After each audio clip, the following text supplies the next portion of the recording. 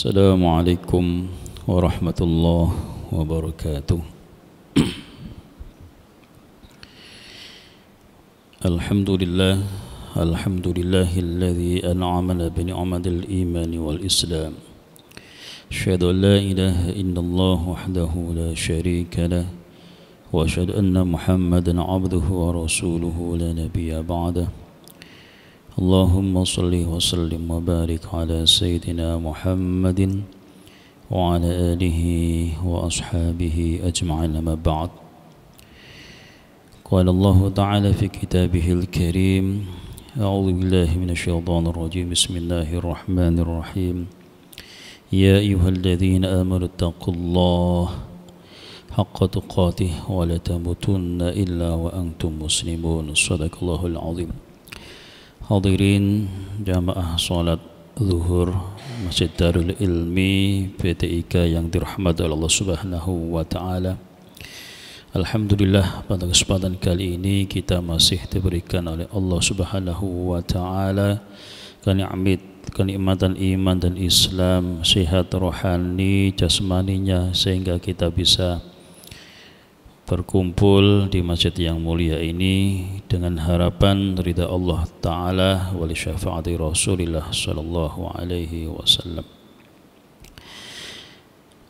Pada kesempatan kali ini kita akan membahas bab baru, bab ke-21 dari kitab Tanbihul Ghafilin. Yang sebelumnya kita sudah bahas babul kibri, yaitu membahas tentang sombong. Pada kali ini kita akan membahas tentang babul ihtikar, yaitu bab tentang menimbun barang-barang yang dibutuhkan oleh hajat orang banyak.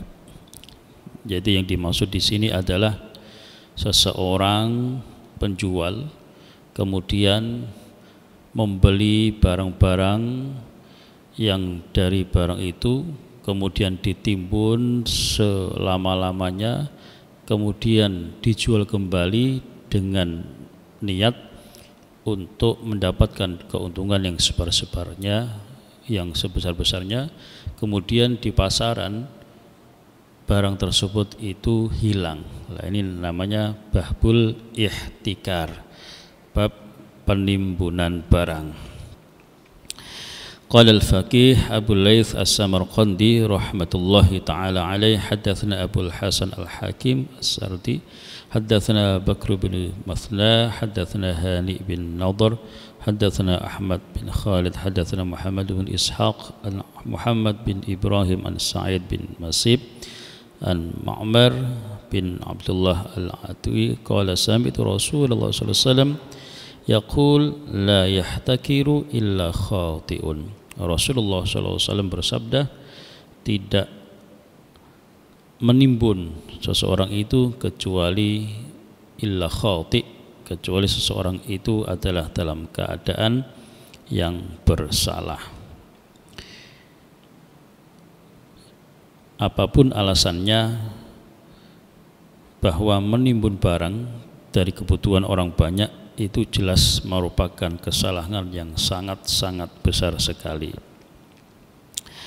Wa Ali bin Umar an Nabi sallallahu alaihi wasallam qala man ihtakara ta'aman 40 yawman faqad bari'a min Allah ta'ala wa bari'a Allahu minhu.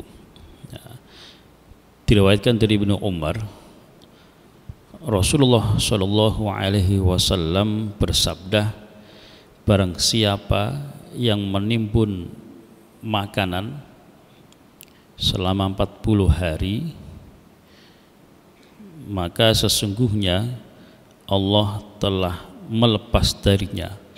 Artinya Allah Subhanahu wa ta'ala tidak mengurusinya. Jadi sangat benci sekali terhadap orang yang menimbun ini.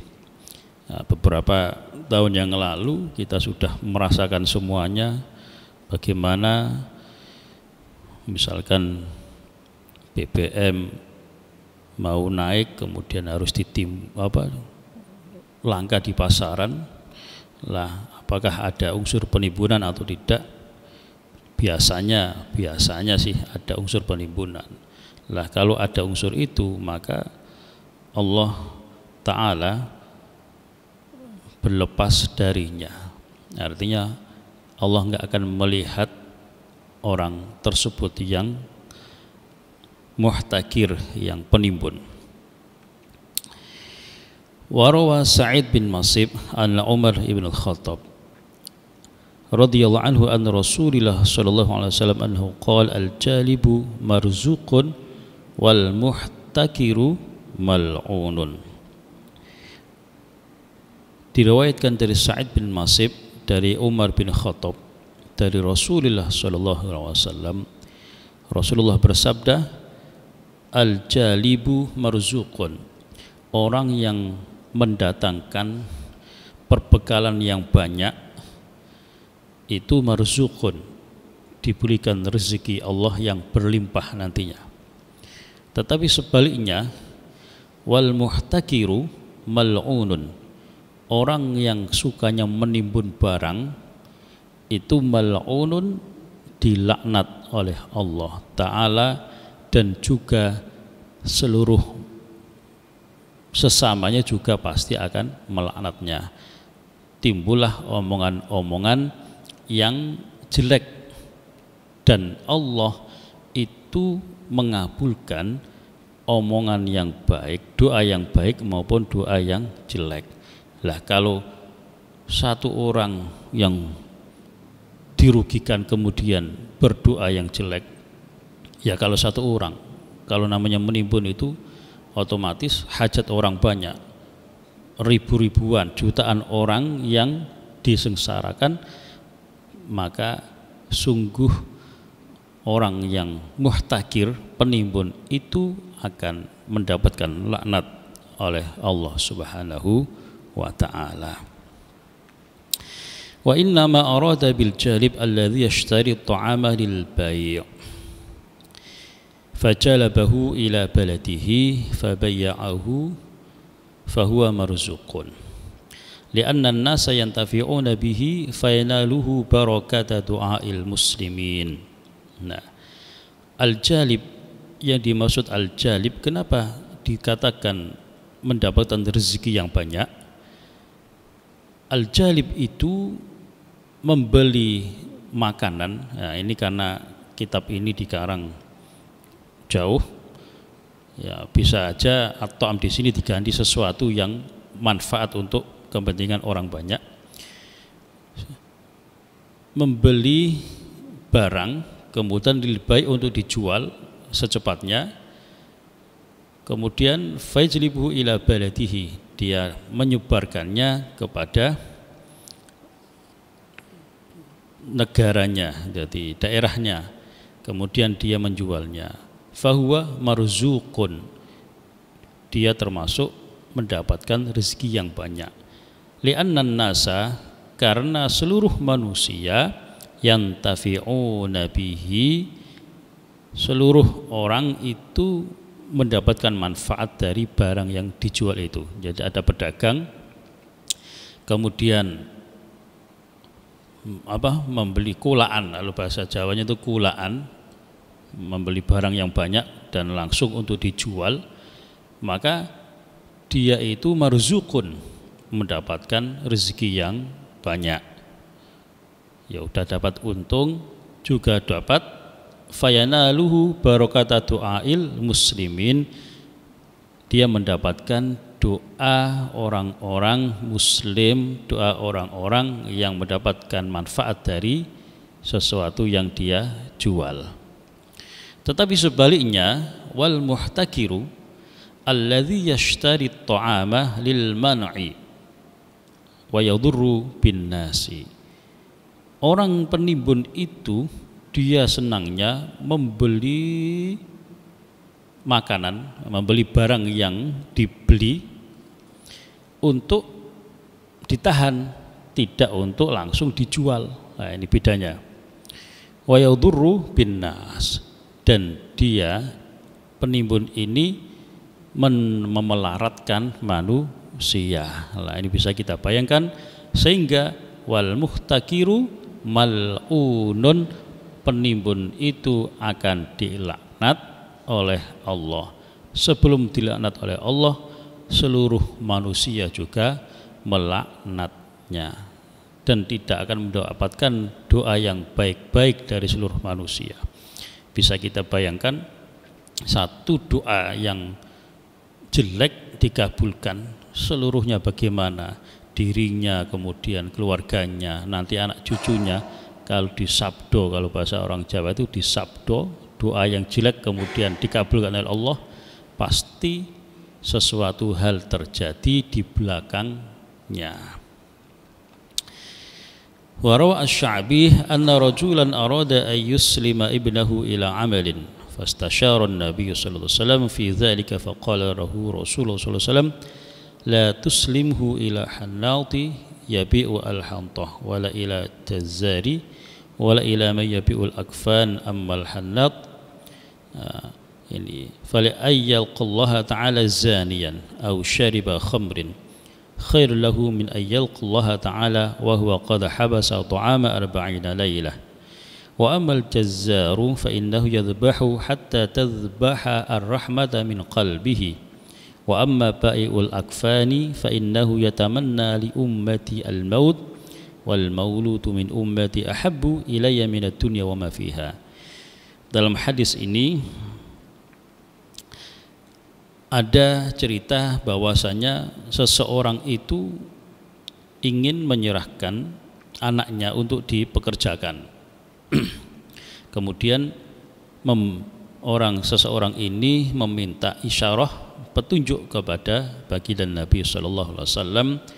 Kemudian Rasulullah sallallahu alaihi wasallam bersabda, jangan engkau serahkan anakmu kepada yang al-hannat, itu orang pengepul gandum yang menjual gandum, dan juga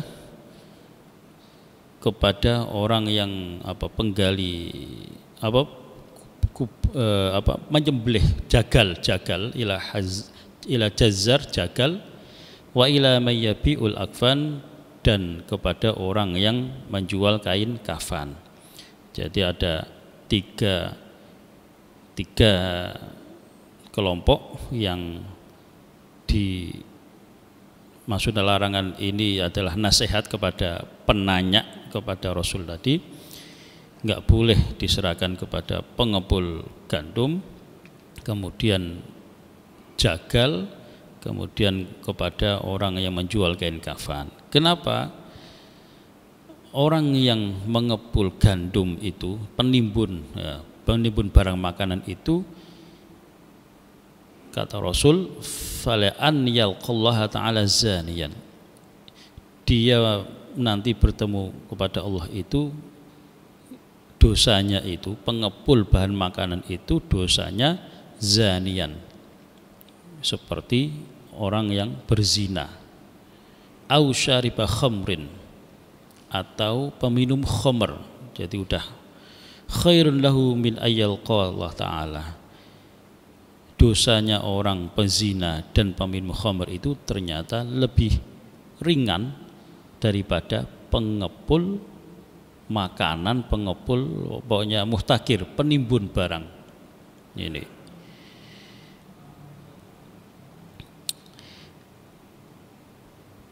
Wa ammal jazzaru fa innahu yadhbahu hatta tadhbaha ar-rahmah min qalbihi.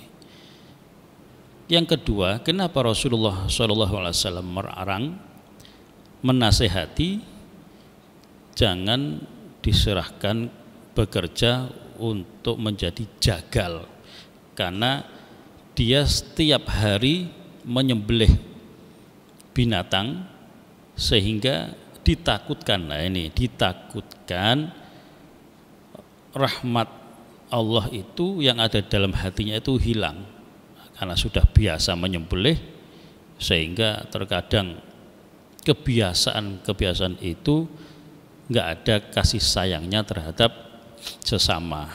Nah ini. Wa amma ba'i al-akfan, ya sebenarnya sih banyak tukang jagal yang baik, cuman ini nasihat.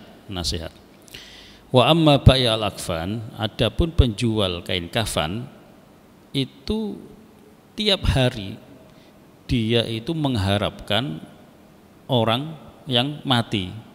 Wah, ini. Ya, kalau ada orang mati berarti kain kafannya laku. Kata Rasul, wal mauludu min ummati ahabbu ilayya minad dunya wa ma fiha.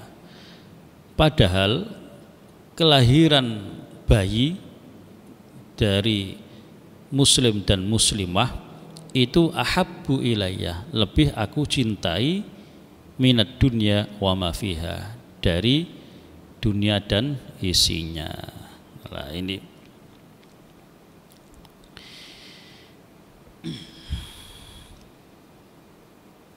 qala al-faqih ayashtari ta'am. Ini wa dzukira anna rajulan ja'a ila Abdillahi ibn Abbas faqala lahu ausini, faqala lahu Abdullah ibn Abbas usika bi sittati asya.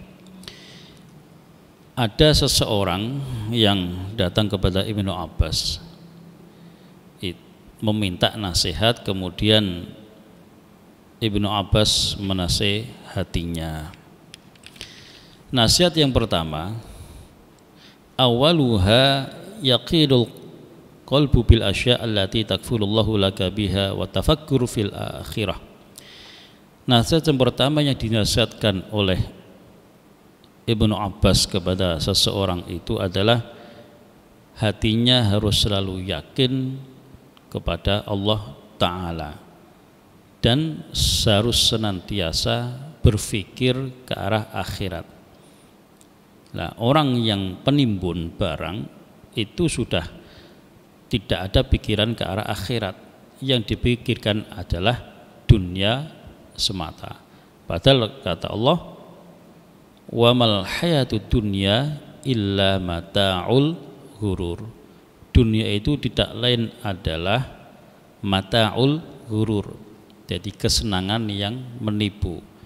Seolah-olah saat itu menimbun barang banyak, dijual untung berlipat-lipat, itu hanya sementara. Tahu-tahu setelah hasil banyak, anaknya celaka. Sehat-sehat, tahu-tahu sakit parah, hartanya habis untuk itu, dan seterusnya dan seterusnya. Wathani, nasihat yang kedua, bi'ada'il faraidi liwaqtiha, melaksanakan kewajiban sesuai dengan waktunya, yaitu sholat 5 waktu tepat waktu kalau bisa. Watsalits bilisani rotbin fi dzikrillahi ta'ala, lisannya untuk kebaikan dan untuk mengingat kepada Allah Ta'ala. Warabi' la tuwafiqus syaitan fa innahu hasidun lil khalqi, jangan berteman dengan setan, karena setan itu selalu hasid, memberikan kedengkian kepada makhluk. Kata Allah dalam Al-Quran berfirman, inna syaitana lakum aduun fattakhidhuhu aduwa, setan itu adalah musuh bagimu, maka jadikanlah setan itu adalah benar-benar musuh. Lah, setan itu siapa?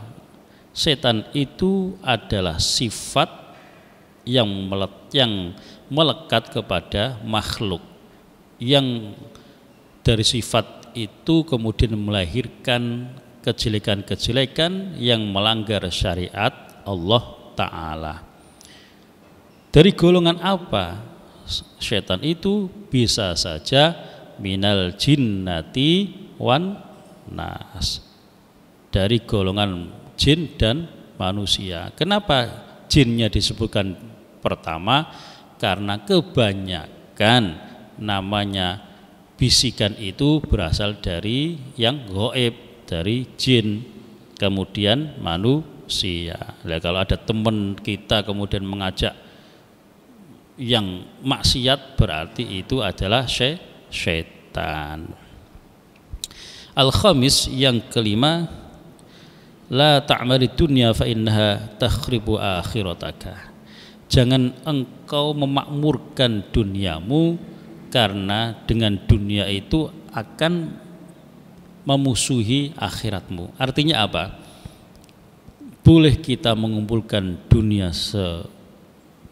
semana, pokoknya sepuas kita, tapi dari situ kita harus beramal untuk kesalehan. Ada seseorang yang dititipkan harta yang sangat-sangat berlimpah, dan alhamdulillah dari harta itu mereka membangun masjid yang banyak, kemudian anak yatim dia santuni dan sebagainya. Itu yang akan membawa kepada akhirat. Kalau hanya mengumpulkan dunia tetapi lupa kepada sesama, pasti akhiratnya akan hilang, kalah. Wasadis, dan yang keenam, nasihatnya Ibnu Abbas adalah antakuna nasihan lil muslimina daiman. Engkau selalu menasehati kepada sesama muslim selamanya. Jadi kita harus berdakwah. Artinya dakwah itu ad-dakwah kepada Allah Ta'ala. Masing-masing kita akan menyeru kebaikan. Ada seseorang teman kita yang salah, kewajiban kita adalah menasehatinya. Urusan diterima enggak diterima adalah urusan masing-masing.